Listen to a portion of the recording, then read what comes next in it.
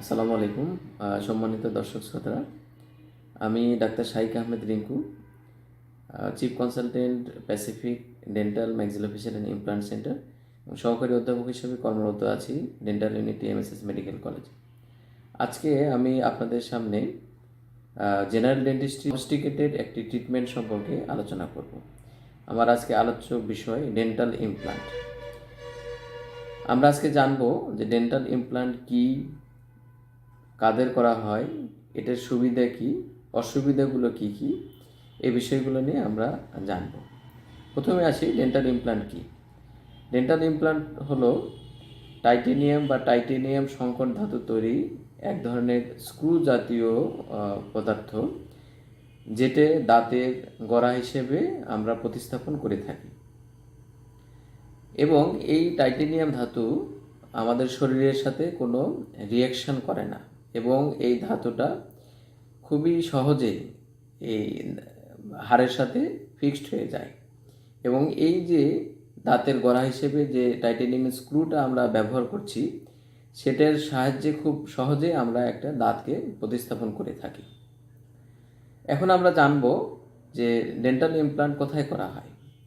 Dental implant করা হয় দাঁতকে প্রতিস্থাপন করার কাজে। যদি কোথাও কোনো দাঁত না থাকে, তাহলে সেই জায়গায় আমরা দাঁতকে রিপ্লেস করার জন্যে, প্রতিস্থাপন করার জন্যে ইমপ্লান্ট চিকিৎসা পদ্ধতিটা গ্রহণ করে থাকি। এই ডেন্টাল ইমপ্লান্টের সুবিধাগুলো কী কী? ডেন্টাল ইমপ্লান্টের সুবিধা আমাদের জানতে হলে একটা ফাঁকা জায়গায় দাঁত প্রতিস্থাপনের অন্যান্য যে পদ্ধতিগুলো আছে সেটা সম্পর্কে আমাদের সম্যক একটা ধারণা থাকতে হবে। একটা ফাঁকা জায়গায় দাঁত প্রতিস্থাপনের যে উপায়গুলো তিনটা।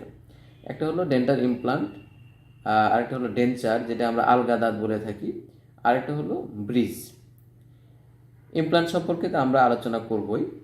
অন্য যে পদ্ধতি দুটো, যেমন হলো ডেঞ্চারের অসুবিধাটা হলো, ডেঞ্চার আমরা জানি যে এটা খোলামেলা করতে হয়, এটা পরিষ্কার করতে হয়, মুখে দুর্গন্ধ হয়, মুখে ঘা হয়, নানাবিধ অসুবিধা আছে।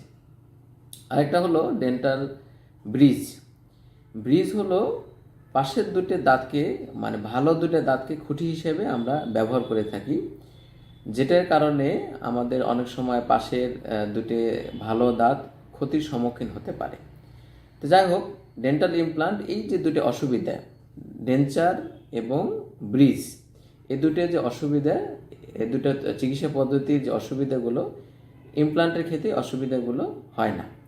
ইমপ্লান্টটা শুধুমাত্রই ফাঁকা জায়গায় আমরা স্ক্রু প্রতিস্থাপন করে তার সহযোগিতায় আমরা একটা দাঁত আমরা প্রতিস্থাপন করতে পারি। এবং এই ডেন্টাল ইমপ্লান্ট আমরা বলে থাকি, এটা সাধারণ আমাদের ন্যাচারাল যে টিথ, স্বাভাবিক যে দাঁতের খুব কাছাকাছি স্ট্রেংথ বেয়ার করতে পারে এবং আমরা এটা খুলতে হয় না এবং খাওয়া দাওয়ার ক্ষেত্রে কোনো সচরাচর কোনো অসুবিধা ফিল হয় না। ডেন্টাল ইমপ্লান্ট কাদের করা যায়? আসলে ডেন্টাল ইমপ্লান্ট করার ক্ষেত্রে কোনো বিধিনিষেধ ওইরকম নাই, তবে কিছু কিছু ক্ষেত্রে আমরা ডেন্টাল ইমপ্লান্ট করার ক্ষেত্রে সতর্কতা অবলম্বন করে থাকি। বিশেষ করে যাদের আনকন্ট্রোল ডায়াবেটিস মেলাইটাস, যারা ইনসুলিন ডিপেন্ডেন্ট ডায়াবেটিস মেলাইটাস যাদের, কিংবা যাদের ক্যান্সার হয়, কিংবা কোনো কারণে রেডিওথেরাপি দিতে হয়, কিংবা হাড়ের এমন কোনো রোগ যে রোগের কারণে খুব দ্রুত হাড় ক্ষয় হয়ে যায়, এ ধরনের কিছু রোগ ছাড়া ডেন্টাল ইমপ্লান্ট করার ক্ষেত্রে অসুবিধা পরিলক্ষিত হয় না। তো ডেন্টাল ইমপ্লান্টের তাহলে সুবিধার ক্ষেত্রে আমরা জানলাম যে এটা স্বাভাবিক দাঁতের মতোই ব্যবহার করা যায় এবং পাশের দাঁতগুলোর কোনো ক্ষতি আমাদের সাধন হয় না। বগুড়াতে গত 2 বছর থেকে আমি ডেন্টাল ইমপ্লান্ট ট্রিটমেন্ট করে আসছি। যেসব পেশেন্টগুলোর আমি এই ইমপ্লান্টের সার্ভিসগুলো দিয়েছি, তাদের ফলো আপ থেকে আমি খুবই স্যাটিসফাই এবং খুব ভালোভাবেই তারা এই চিকিৎসাটাকে গ্রহণ করেছে এবং খাওয়া দাওয়ার ক্ষেত্রে তাদের কোনো অসুবিধা পরিলক্ষিত হচ্ছে না। তো যাই হোক, সম্মানিত দর্শক শ্রোতা, আমরা পরবর্তীতে আমরা নতুন আরেকটা অন্য কোনো বিষয় নিয়ে আপনাদের সামনে আসব।